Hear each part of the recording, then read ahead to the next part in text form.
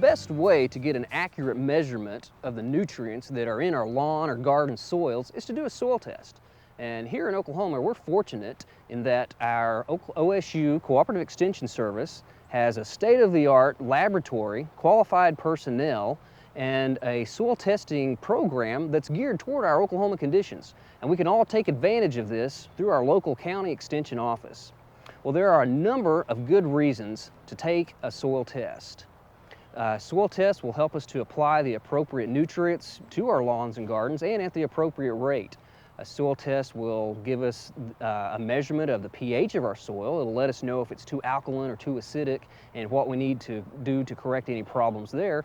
And it will keep us from over-fertilizing, which is a good idea because if we don't need to put those nutrients on our lawn or garden, we don't have to spend that money and pay for those. And it's also possible to get some soil contamination by over-fertilizing.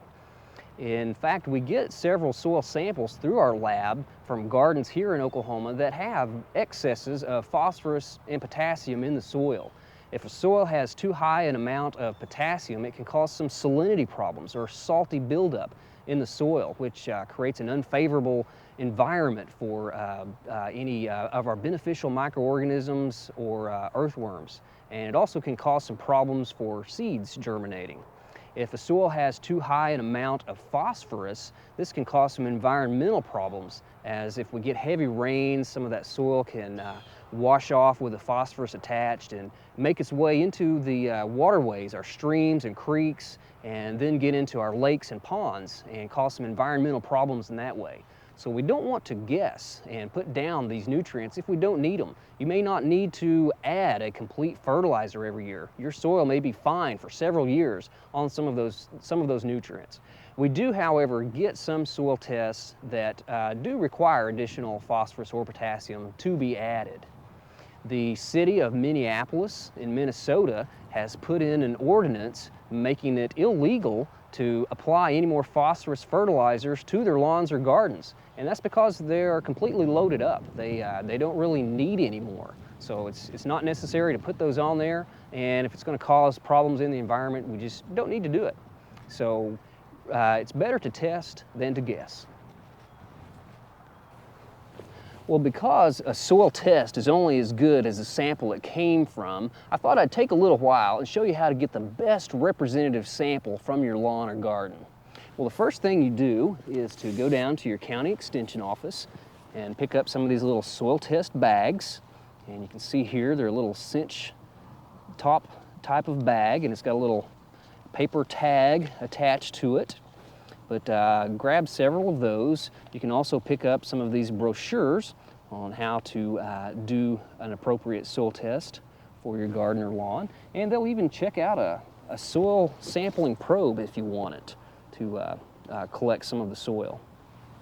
Well, these little bags hold about a pint of soil, and some may think, well, all I need to do is go out into the garden and, fill this up with the soil and send it in, and that's all there is to it.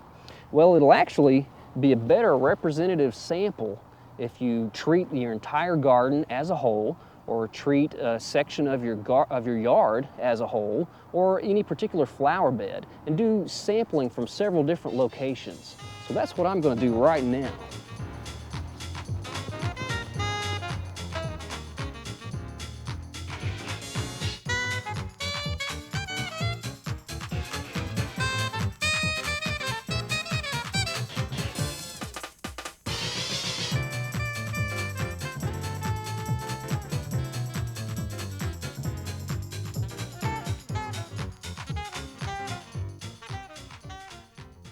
Well, this is the 10th hole that I've dug for this sample, and I've tried to get about the same amount of soil from each location, and I've gone down about 6 inches. And you probably might have noticed also that I would scrape away any of the mulch or straw or any of the debris that's on the surface of the soil before I would dig down. Now, if you were doing a soil test sample in your lawn, you only need to go down about 3 or 4 inches, but again, scrape away the grass and the stems just so you don't have any plant material in with your soil. Well, here in this bucket, I'm going to mix up the soil from all those locations Just make sure that's stirred up really good. And I just also want to point out that I made sure I had a clean bucket because we definitely don't want to do a soil test in a bucket that we've had fertilizer in before. You could also do this in a paper bag, would work very well. Okay, now that that's all mixed up, I'll put some soil in the little soil test bag here. And this will be a representative sample of this entire garden. We do our soil tests here about every 3 or 5 years. But it's really important to do an initial soil test, especially if you are new to a location. You don't know what's been dumped on your soil. So we'll get that in the bag, we'll cinch that up, and next we just have to fill out the little tag here. Now there's a lot of information on this tag that doesn't really pertain to home gardeners, and that's because this is the same form that farmers fill out if they're growing wheat or alfalfa or anything like that. But right over here there's a little section for homeowner, and we can just check home garden or lawn. Up here we'll just put our name and address, we'll make up a sample number, and in this corner it has all the different services that are available. There's the routine test, which measures nitrogen, phosphorus, and potassium, and also the pH, which is $10, so we'll be sure and check that one. And if you want, there are these other services that cost a little bit more money, and while you're at the county office you can pick up one of these brochures that lists the different services and the price that those are. Right up here you can see the routine is $10. Some of these others, if you want to check subsoil nitrogen, which we really don't need to for a home lawn, secondary nutrients, micronutrients, things like that. You can also access this information from the website that you see on your screen.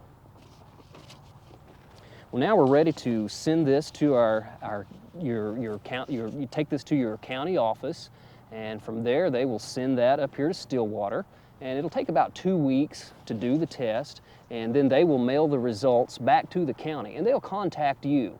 And once you go down, the personnel there can help explain the different analysis of your soil test and any of the recommendations that we make from here in Stillwater. Be sure and use a pencil when filling out this information, because ink sometimes when it gets wet will tend to run a little bit. Well, you can do a soil test pretty much any time of the year, but here in the fall it's really a good time because most of our beds are empty, and we can do the soil tests, send it off, get the results back, and have plenty of time to make any amendments before we plant next spring. If the soil is wet, you'll want to let it dry out a little bit so we're not sending in a bag of mud. And just remember, it's better to test than to guess. We hope you've enjoyed this classic from the Oklahoma Gardening Vault. Remember, even though these tips and techniques are timeless, there's always something new to learn in the world of gardening. By subscribing to both Oklahoma Gardening and OK Gardening Classics, you'll have access to a wealth of gardening knowledge, both classic and contemporary.